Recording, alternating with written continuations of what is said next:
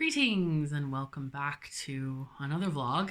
So this is not going to be about gaming, it's just going to be about life in Sweden, specifically about medical care. So I think I've talked quite a lot about medical care in the various vlogs that I've done.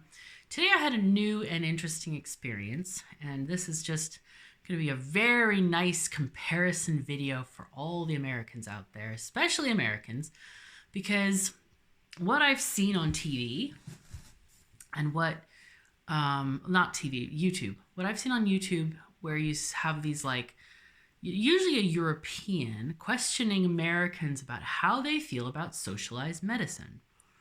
Now, most of them think that communist equals socialism. No. Socialism is not communism, right? Socialism is things like having taxes pay for schools, having taxes pay for roads, having taxes pay for the fire department and the police and other needed services, and having taxes pay for healthcare. And that's what we do in Sweden here. We believe that it's not your fault if you get ill, because everybody gets ill at some point in their life. Usually a lot, especially kids get ill, parents get ill, adults without kids get ill, or you have accidents, and accidents are accidents. You can't predict them. They can be devastating. And there are things like biological accidents, for example, where something in your body goes wonky. Like I've had to have several emergency surgeries, like one of which is appendicitis. That's kind of a biological accident, if you want to call it that. And that afflicts a lot of people. And in the US, if that happens to you and you are having really crappy insurance, you're on the hook for tens of thousands of dollars in bills. And I am not exaggerating. You can watch plenty of YouTube showing that. I know that one of my emergency surgeries I was filing for disability and I wasn't making any money. That was before I monetized my channel and stuff. But, I had the migraines for so long and it was just horrendous. And the bill for that emergency surgery that I had was $110,000. No joke. It's a very sobering thing to get a bill for $110,000 US dollars. It's kind of horrifying. I mean, eventually what they did is they had this thing where they had to put it through the board, and eventually they kind of canceled the bill. So because they saw no way for me to repay it. I had no income at that point. So they were just like, yeah, we'll just, eat it as a corporation and charge it to charity and get a tax refund for this. Because that's how America works. So anyway, but today I went to an orthopedic doctor. I finally got my appointment for them, and they are supposed to make or assign me some shoes, get me some shoes to basically take the pressure off my wounds. Because when you have wounds on the bottom of your feet, it's a really bad spot to have them, right? Because you're walking on your feet all the time and it's pressure all the time. So the shoes are designed to take the pressure off of those spots, and hopefully the rest of the foot can compensate for that. And they do that by thinning out the insoles, so that the foot is, that wound part is effectively floating. And I can't tell you the difference of how much difference there is between the US and Sweden. So I'm going to start with the US. Let's just do that. So in the US, I had really good insurance. So I did pay a copay for $40 to go and see the orthopedics foot doctor. And they did two things for me.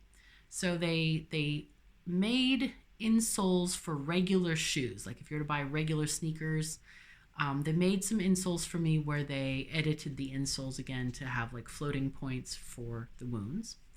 And then they also said, well, in reality, you should have this, I think they called it a cast boot. And let me tell you, that was not great. Oh God, it was not great. And I tried it on, and it looks kind of like one of those like plastic skeleton-y things that people usually wear if they've broken their leg. It like went all the way up to my calf, like just under my knee, and I'm like, why do I need to wear this thing when it's just my foot?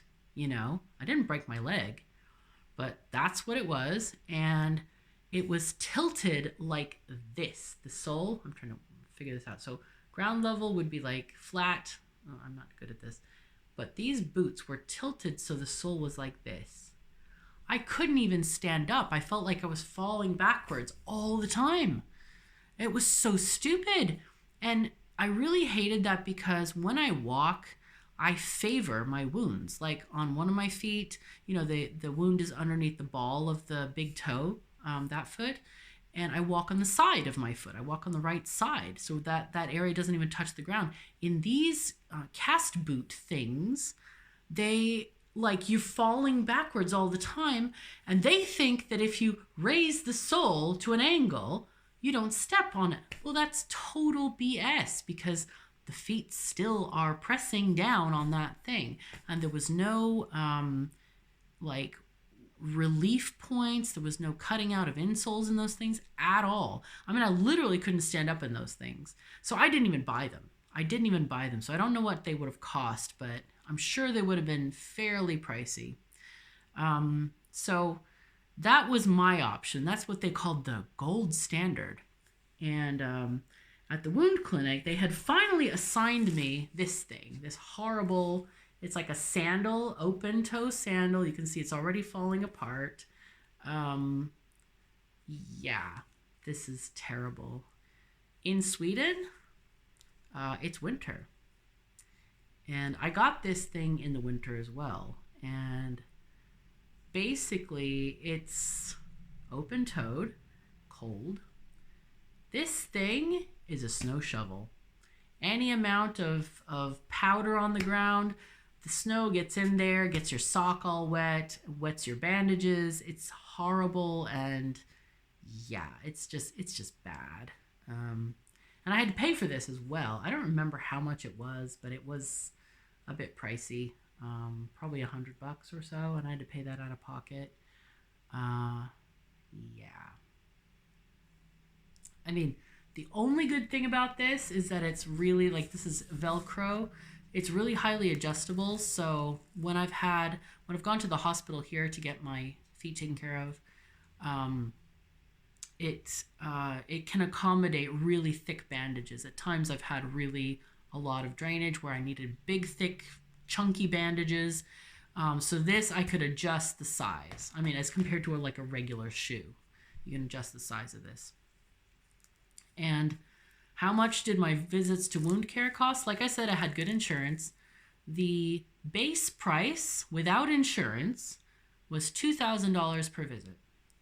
After insurance, I paid $400 a visit. They wanted me to come every week, and in a month, that's a mortgage. $1,600 per month. That's after insurance has paid. I had to pay $400 a week. So I kind of convinced the doctor, because I was really good at taking care of my wounds, to like, hey, can we do every couple of weeks, every 3 weeks, that kind of thing, because it was so horrendously expensive. So anyway, all right. So let's recap the U.S. system. For wound care, $400 a visit every time. And then the boots were completely inappropriate. The healing rate, I gotta say, was slow, very slow. They mostly focused, for $400, you'd think you'd get something. All they did was they just measured with a paper ruler, and then they took photographs of the wound, and then they did the same bandaging every single time. Every time. Without variation. Sometimes they trimmed the the skin around the wound, the stuff that got hard. But invariably, same exact treatment every time. Now, let's go to Sweden. I'll talk about the shoes first. So I went to the orthopedist today, and they had some shoes there. I was like, oh, cool. Like they have a shoe shop, like with good quality shoes there. But I thought, no, I'm not going to buy anything until I see the doctor, right? So I went to see the doctor who's been doing this for 25 years. He's really a professional, and he took so much time with measuring my feet and figuring out like what proper size I should wear and all of this kind of stuff. And the first thing he presented me with is, did I put it on the floor? Yeah, I did. Is so I have to tell you another story. Is I guess 2 months ago, I went with Matthias downtown to Stockholm, and we were looking at shoes. He had to pick up some shoes for work, and I thought I should get some snow boots because I don't actually have any, and there's a lot of snow out. Well, my left foot was so swollen because I think I had already started having an infection at that point. I couldn't even get it in any of the boots. Even though I was looking for boots like you zip up on the side and stuff, wouldn't go in for anything. So I've been looking for adjustable snow boots for a long time. Well, the orthopedist, he wanted to do 2 different things for me today, which was get outdoor shoes and indoor shoes. So here in Sweden, we take off our shoes at the door. That's standard in every home because you don't want to mess up the floor or track dirt onto carpets, or it's just cleaner. It's nicer. So we usually walk around in socks, but I'm not really supposed to do that just because of my wounds and stuff. But anyway, so the orthopedist started out by measuring me for these snow boots. And I was like really dreading, hoping it wasn't going to be those cast boots that the Americans tried to sell me. But it wasn't. He's like, oh my God, they're really clunky, but they're good. And when you heal, then you can get, more fashionable ones. So he came out with this, and it's actually kind of sexy. I like it. I don't think it's clunky at all. And when it's on, like, the straps are, filled out when you put your foot in there. It looks good. Because I like to wear cute shoes every now and again. I don't wear high heels, but I do like to wear other like sneakers and other shoes that are kind of cute. Anyway, he took so much time and he edited the insole of this thing.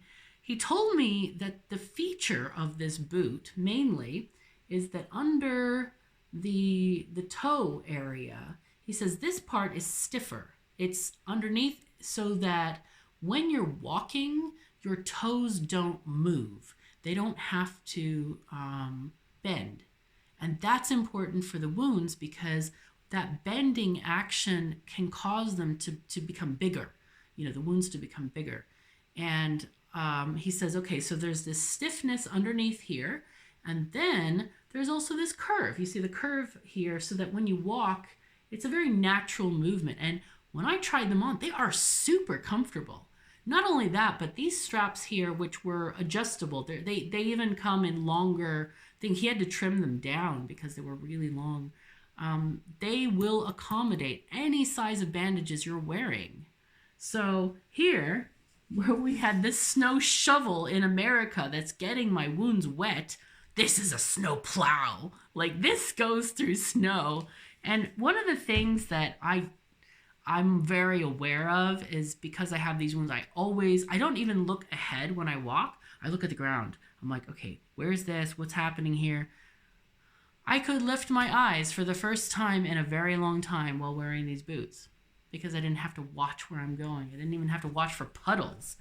I could, because some of the snow was melting a bit, but I could just be confident walking through the snow without having to be like, oh my God, am I going to slip here or there or do that? Because these things, they also have really good treads.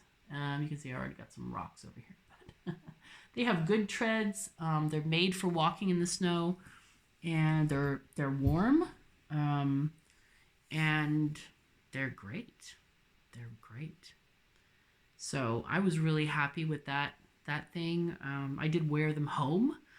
Because I have to walk to a bus stop and then the bus to the train and then walk a little way from the train stop to get home.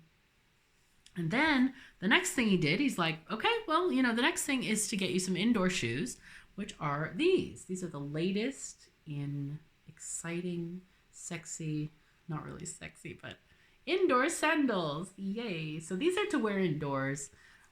So their soles are immaculately clean. I will not wear these outside. If I need outside shoes, like in the summer, I'm going to get a second pair of shoes because you always want to have a clean pair of shoes. And I can't wear regular slippers inside because my bandages are just too big. They don't fit over the bandages. They're too tight. And you don't want to squish your foot in either.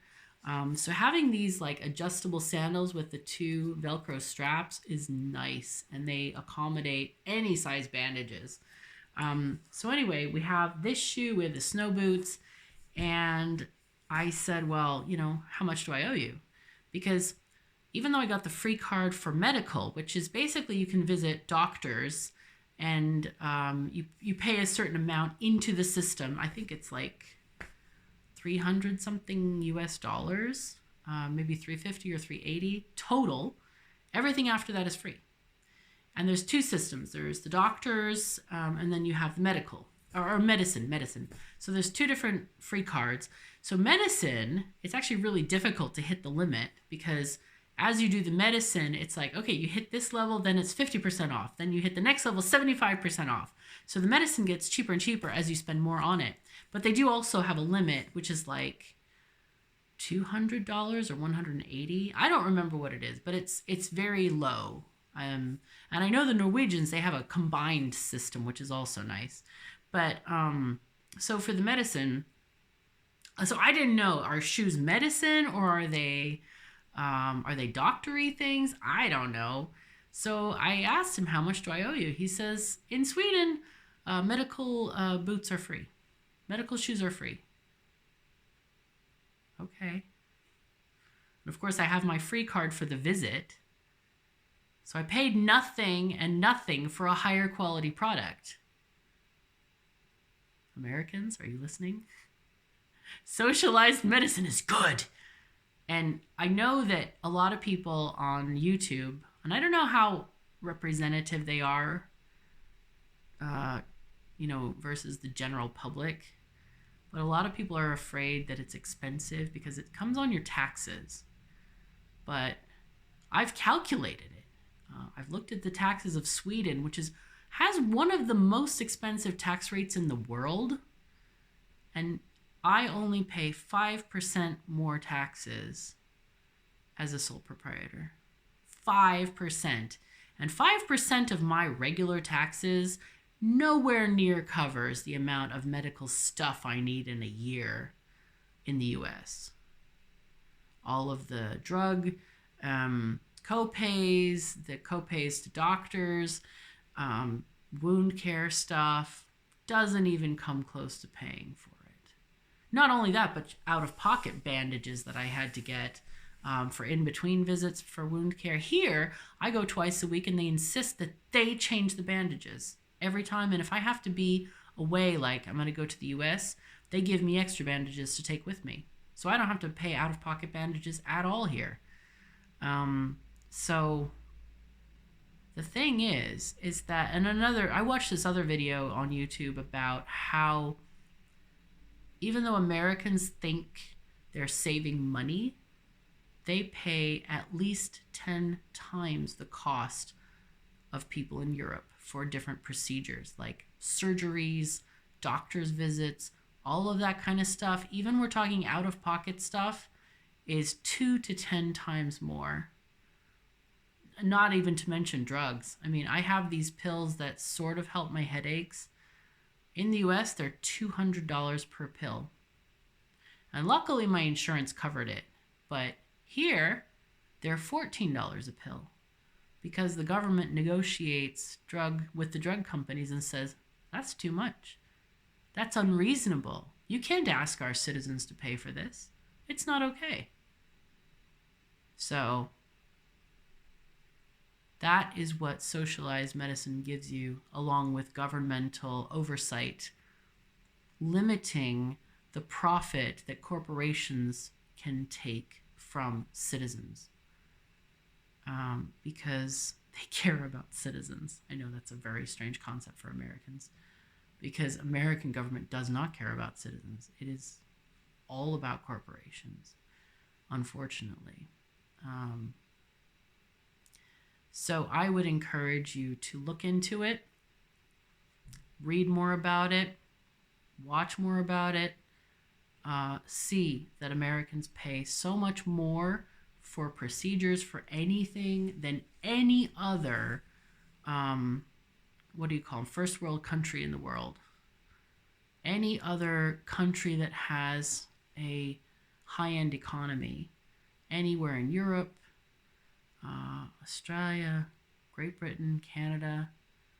And, you know, if you want to talk about other things like appointments, I've gotten appointments. The only one I'm so far having to wait for is the neurology appointment. They tell me 3 to 6 months to get in with a neurologist, which is like, not great. But the other appointments I've had with the orthopedist have been pretty much instant. The wound care, I go see them twice a week. I'm not having to wait for that. I got a GP. Right after I got my ID card, I got an appointment with a GP like a week or two later. So when people meow about like, oh my God, but you have to wait for appointments, look into it. Like, actually talk to someone who lives in the country, because some of what's said on YouTube is hyperbole, some of it's downright false. But talk to a person who lives in those countries and you can find out, you know, what they're like. And I can tell you, from a Swedish point of view, US has a long way to go to civilization. And people who fight against socialized medicine are just clueless. And I hope that this video will at least encourage people to look into it. Look into it, look at the pricing, look at what we actually pay in taxes versus the benefit that we get. I have to say, though, one of the things about this system is, like, I go to wound care joyfully, knowing that they care about me. They will do anything they need because the government doesn't care how much it costs. Like, if they need an x-ray, they'll do an x-ray, and it's not going to cost me anything at this point. You know, like, I paid into the free card. I did my thing. I paid into it. And so they order tests that you need. They don't say, oh, well, you know, when's insurance going to pay for this? Is some pencil pusher going to, you know, approve this? A non-doctor? They ask non-doctors if it's okay to do a procedure or a test. How is that okay? How is that sane? You're asking a bureaucrat for medical advice? That should be illegal. Honestly, it's so bizarre to me that that is even a thing that is acceptable in any country, let alone the US, which prides itself on medical stuff and things. Well, I'll tell you what, my wounds are healing. I have been, you know, the Swedes have some cool stuff. They've got, oh, that's the other thing about my wound care. They use medicinal honey. And it's been magical, just about. They get this from New Zealand. It's made to be non-allergic, and it is just great. It helps the wounds, you know, if they're leaking, not smell. They also use these coal charcoal bandages, which also helps with smell if you have an infection, that kind of thing. They have, like, and that was another thing that I didn't talk about, is my wound care twice a week. My nurses, I've had, you know, I usually have one regular nurse, but then if she's out or sick or something, you know, there's another lady there, but there's two of them, and I've seen them both a couple of times. And, well, my main nurse, I've seen her most, but, because I've had at least eight appointments or so, I think, at wound care at this point. They look at my wounds and assess each one individually every time. They don't take photographs. They don't measure stuff. They don't need to because they are seeing me every week or twice a week even. So they know what stuff is supposed to look like. And I'm not saying there's anything wrong with measuring. I'm just saying, like, in the US, the bureaucracy is just because they do that for insurance. They don't need to measure it. They just need to do it for insurance. And I guess it's a way of keeping track of the size of the wound, but that's because they don't use the same people every time. They don't have a person following your care all the time. They don't have a person who is, like, invested in your welfare, not like we do in Sweden. So here, they assess each wound individually, and they do different bandages for each different wound based on what you need, based on what individual wounds need. They have never put the same wound care dressings on each wound. Every wound, I had 3 for a long time. I finally healed one of them. But every single time it's different. Oh, sorry about that. I'm moving the table. Okay, let's see. Okay, stop swinging like a pendulum thingy. Anyway, so it's just amazing how they care about you, how they like they're invested in your healing. They want you to get better. And for my part, I know that I don't have to pay any more money. I'm free. Even when I did pay money for these visits, guess how much it was? Pause the video right now, make a comment, and guess how much it was to pay for a wound care visit. Remember, the American wound care visits were $400 after insurance paid. Here, there's no insurance, but if you have an ID, like a personal number, it's called a personnummer, you're part of the Swedish health system. Put in the comments right now how much you think the visit would be. Okay, it's 250 crowns, otherwise known as about $23 or $22. Not even $25. Not even. That's a big contrast from $400. Are you seeing how, like, I can do this math and say, 5% extra taxes is actually great?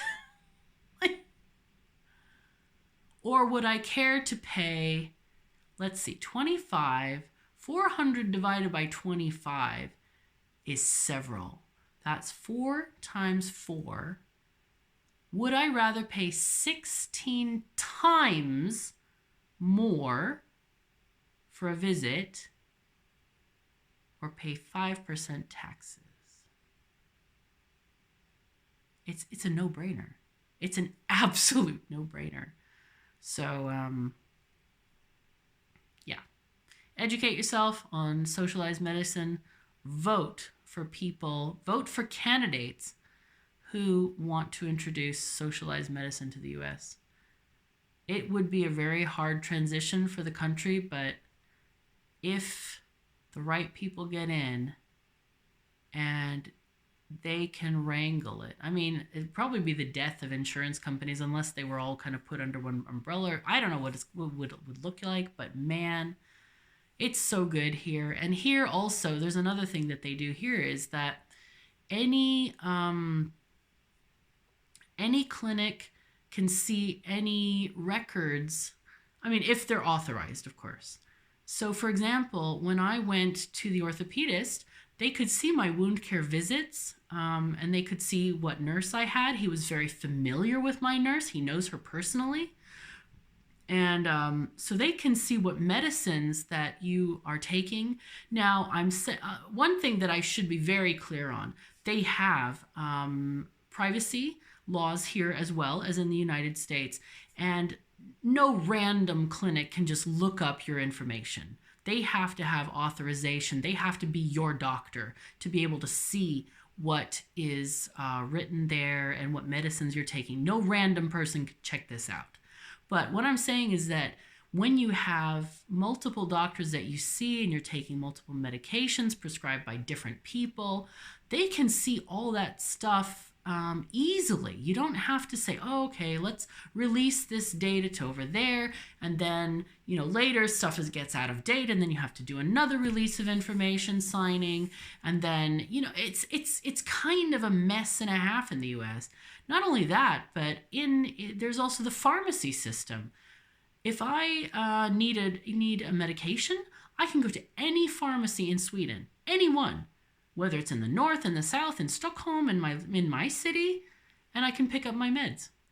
In the US, you have to have the doctor send it to a specific pharmacy to pick it up, which is weird to me. In Sweden, it's so much more convenient. And so therefore, like, anywhere you go, oh my God, I ran out of a thing, but I'm on vacation in the north of Sweden. Maybe I'm in Kiruna and I need this medication. I can go to a pharmacy in town in Kiruna and pick up my meds. No problem. I don't have to call a doctor. I don't have to call anybody else. So it really is useful to have like a combined system where the medical records are shared with the appropriate parties and where your medications are listed. You don't have to repeat which medications you're allergic to 10 different medical organizations. It's really easy and it's very simple, and man, it's so much better than the US. I can't overstate that enough. And I can't overstate the value of knowing that if you have an accident, you're okay. You are not going to be on the hook for $100,000 to have some surgery. You are not going to be worried about stuff. Like, I'm happy to come to the hospital and have them take care of my wounds because they care about me. Like, the caring is genuine. And that kind of feeling reduces stress level. I mean, we have the cortisol is very damaging to a lot of conditions. Stress hormone is very bad for depression, for wound healing, and any number of other health issues. Cortisol is bad stuff in general. That's why people are like, yeah, keep your stress level low, that kind of thing. So, having that freedom and knowing I don't have to pay anything or I have to pay some small amount is wonderful. Makes me feel happy about coming and taking care of stuff. Makes you feel empowered. And it makes, like my nurse said, my wounds are healing magically fast. And a nurse, you can tell people, your family, whatever you want, and they may not know, but a nurse knows. You can't deceive a nurse. She knows what the heck she's looking at. So when she says it's magical, yeah, that's good stuff. That's really good stuff. So anyway, again, check into socialized medicine. Start a movement in your neighborhood. Find a candidate that will do this in the U.S. because it benefits society. It benefits people individually. It is the way. And I don't understand why why the US is apparently, it is one of the wealthiest nations in the world, and yet they don't have basic medical services for its citizens. I mean, it would be like, oh gosh, we don't have socialized roads. I guess I'm going to have to, they would have these toll booths every mile, and you just have to pay every mile of road that you wanted to use. Does that make sense? No, of course not. They take it out of your taxes. So why not medicine? So anyway, I encourage you to vote for candidates who push for socialized medicine because it really is civilized, it really is progressive, and it is the way of civilization. It really is.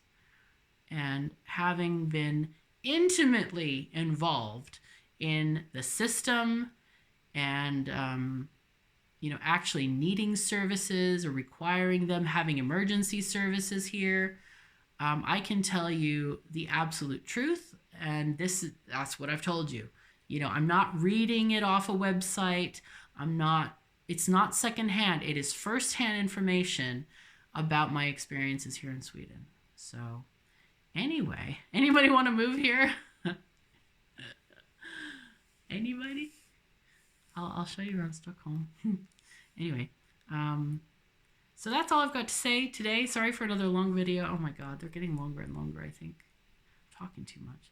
Anyway, thank you so very much for joining me. Take care of yourselves and each other, and I'll see you next time.